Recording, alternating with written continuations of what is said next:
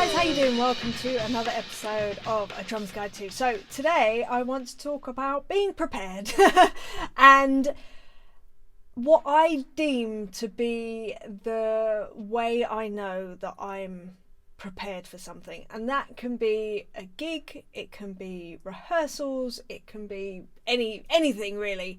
And it's the question that I've managed to sort of like, I don't know, I've done so many rehearsals and gigs and all that sort of stuff where I have questioned myself, but am I really prepared? Am I ready for this? And more often than not, I am. I just don't realise that I am. So I thought, right, I need to work out, I need to distill down a way to know if I'm ready for something, even though it can be difficult. And I mean, this is going to be a very short video, I think. Well, I say that and then things happen. But anyway, so recently I spoke about this on another video. I was doing rehearsals for this TV show here in the UK called The Voice Kids. It's a singing competition. It's all about their voice, hence The Voice. And it's the kids edition of that. And it's so cool. Such amazing people to work with. And I had this lead up of about 6 months to prepare for this, and it's very unusual. It was a very unusual gig to be prepared for many reasons. Firstly, it was a large turnaround of songs, so 62 songs, but they were edited versions so they were all different to the original for various reasons, in structure or whether it was in style or whatever it was. And the other interesting factor was that a lot of them we didn't get to hear until a couple of days before, and then we were just into rehearsals. But I had 6 months to prepare, and I just sat down and was like, well, how can I possibly prepare for that? I'm preparing nothing, because if I learn tons of songs, like random songs, what would I learn to get the most benefit out of that? But knowing that they weren't ever going to be the original version anyway, so not the original tempos, the original parts, the original arrangements, like that feels like it would be counterintuitive, because in my head I would have this, we play a verse, then we play a bridge, then it's a chorus, then it's another verse, then it's a bridge, and then it's a double chorus, then it's a middle eight, that wouldn't be beneficial because I'd be fighting against myself and my natural instinct that I would have created. So I just thought, right, where do I need to be? Now, luckily on this gig, we have a situation where there are parts that are charted out. So I knew that I had to work on reading, getting that to a place where, and this is where this is my rule now, when I know that I'm prepared for something, I needed to be so comfortable with reading, which I knew was going to be my lifeline, if you like, because I know, I've been playing long enough to know how to play, but I needed to have it in a place where no matter what I read, it didn't sound like I was reading it, and also I could react to what was going on. And that didn't necessarily mean musically, it does mean musically, but what it also meant was in the room. If it was, right, we just want to get rid of this bar, actually, can we stop on the 3 on that bar, and be able to follow along, because I wasn't even worried about the one thing that I could control. Because at the end of the day, in any rehearsal situation, in any gig situation, there are countless elements of things that you cannot control. Like, that's just the way it is. It's live music, it's music, it's not even live music, it's just music. Music is an emotional, reactionary thing that literally anything can happen, and that can be down to the singer suddenly having this incredibly emotional moment and changing things because they're not going with what we practice, they're just going with what they feel in that moment, and then being able to react to that and go with it, or help sort of bring them back round, or whatever needs to happen in that moment. Or, maybe the guitarist misses something or misses an accent, and not being thrown by that because you know where you're at. So yeah, it's kind of, this is my whole thing, is that I need to feel like I'm prepared enough that I don't need to think about what I'm doing. That's essentially what it is. And I can therefore react to what is happening. So in a traditional touring situation, I need to know my part so well that I don't think about it. I'm actually, if I think about what I do in rehearsals, and on gigs actually, I know I'm ready when I'm listening to everyone else.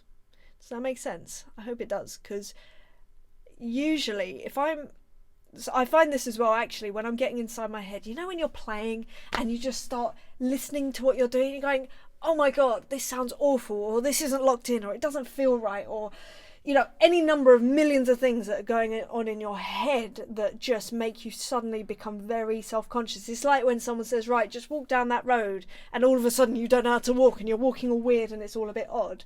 It's kind of like that, but on a magnified scale, obviously. Well, it feels like it at the time. And the way that I get out of that is I start listening to everyone else.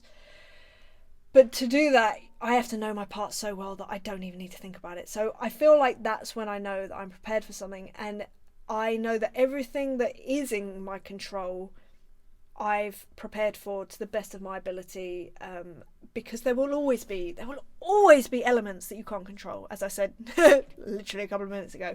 It's like, so with the Tricky gig, the way that runs is you do a verse and a chorus, and then it's just whatever he wants. He starts pointing at people to play different parts, or brings the whole band down, or brings them all up, and you've just got to react. You've got to watch him like a hawk and react.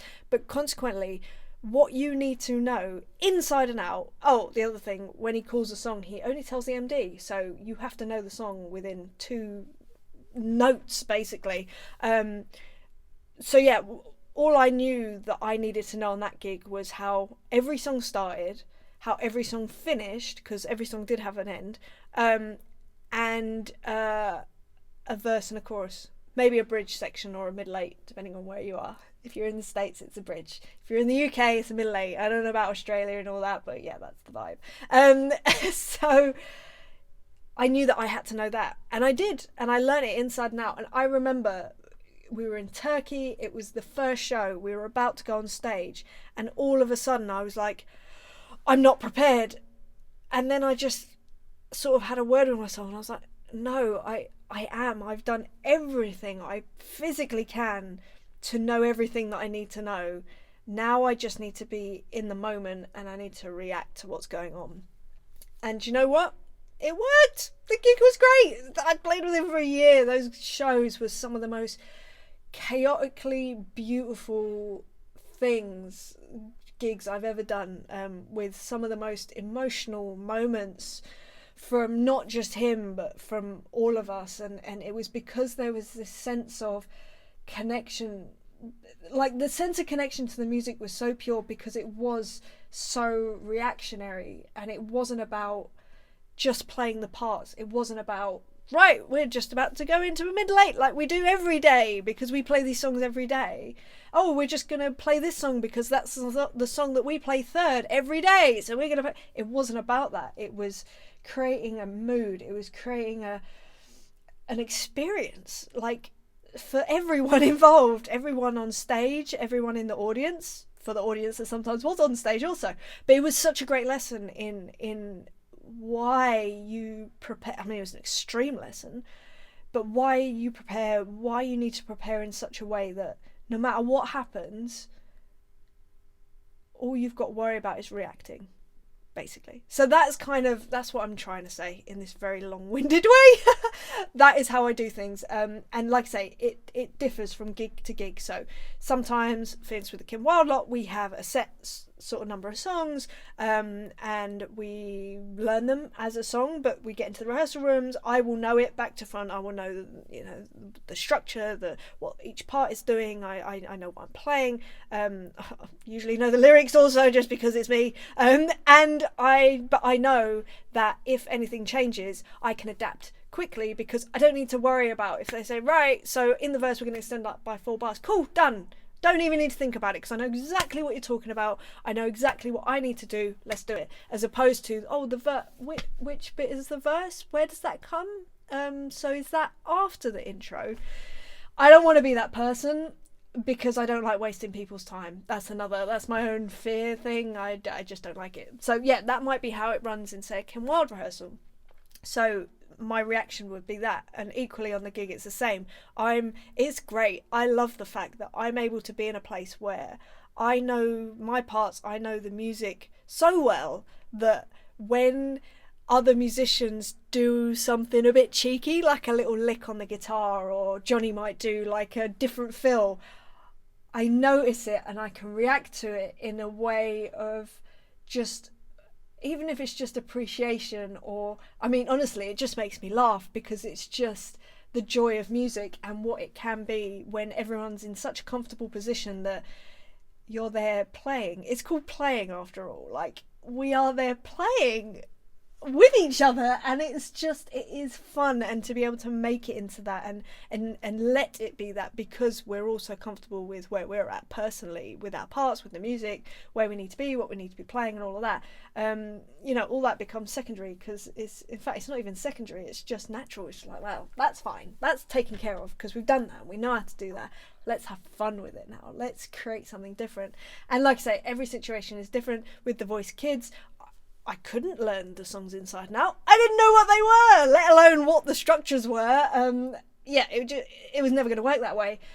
What I did know is that if I nailed the reading part, that would enable me to enjoy the rest of it in a way, and that's absolutely worked. And again, it became reactionary. It became, right, we want to change this bit, like, let's take out 4 bars at the intro actually, so could you just stick a kick in bar 13 for 4 bars? And it was just like, yeah, cool, great, done. Like, didn't even need to think about it, because I've been reading so much that I don't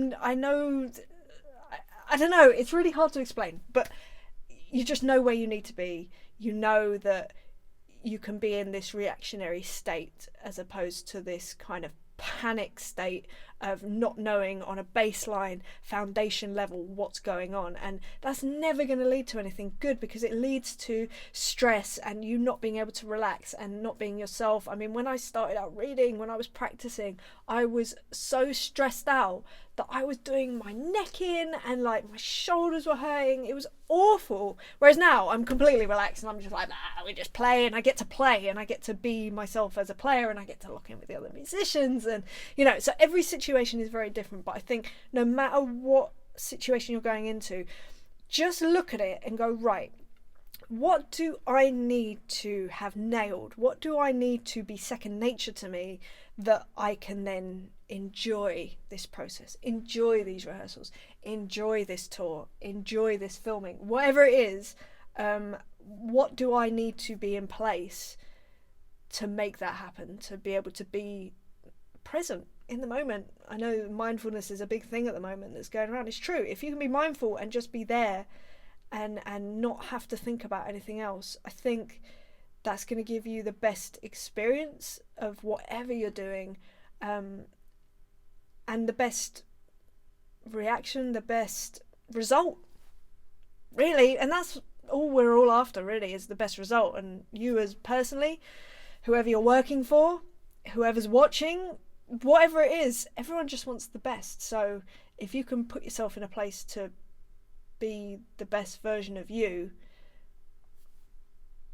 I think that's it, really. Anyway, right, I'm gonna go. It's all got a bit existential, and I apologise if it's a bit hippie-ish, but hey, is what it is. It's all good. I'm a happy camper.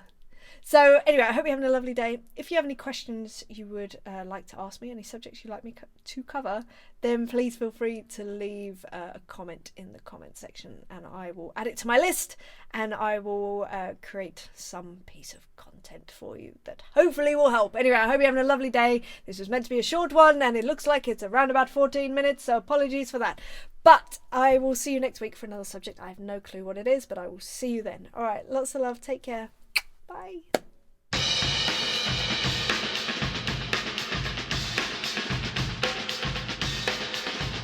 It's almost time to